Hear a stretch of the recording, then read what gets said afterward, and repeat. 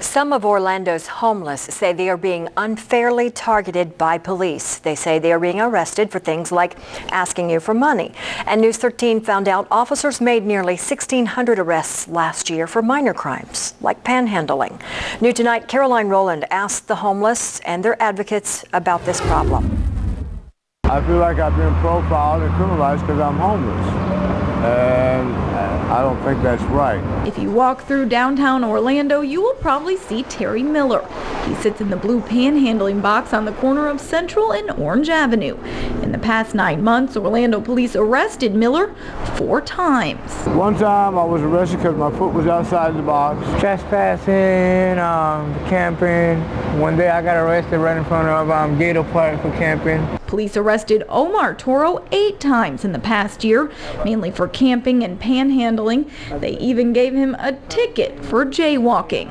He can't afford to pay the tickets. They start at about $273, and since he didn't pay them, they sent them to collections. He now owes the Orange County Clerk's Office $4,800. I work at nighttime. In daytime, I don't sleep at all because I worry about the police arresting me for going to sleep and charging me for camping or something dumb. Toro and Miller are just a small fraction of the number of arrests made by Orlando police for camping and panhandling.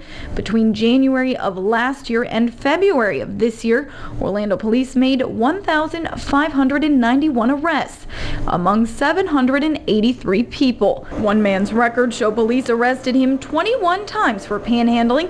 Another person, 25 arrests. The crimes are misdemeanors, a violation of municipal ordinance, but people are still taken to jail from one night to several days. To use officer resources to arrest people who just are unpleasant, smell bad, are a nuisance or an eyesore seems to be a misdirection of the resources. Robert Wesley is the public defender of the 9th Judicial Circuit. It's his attorneys who represent the homeless offenders in jail intake court, and according to Wesley, these kind of arrests waste a lot of resources. It is the tail wagging the dog. We're trying to collect money from people who can't pay the money when we should not be expending all the cost of incarceration and going through this whole process. At the end of the day, criminalizing homelessness is not going to solve the problem. Andre Bailey is the CEO of Central Florida Commission on Homelessness. He says thousands, maybe millions, are wasted by criminalizing the homeless. The biggest issue, he says most of these people living on the streets are mentally ill, something cops may not be properly trained to deal with. We know this, arresting people over and over and over again is not going to yield any result but filling up our jails with people who really are mentally ill, disabled, and just need that hand up into housing. People like Miller and Toro, who have been without a home for years, now have another obstacle standing in their way of finding one.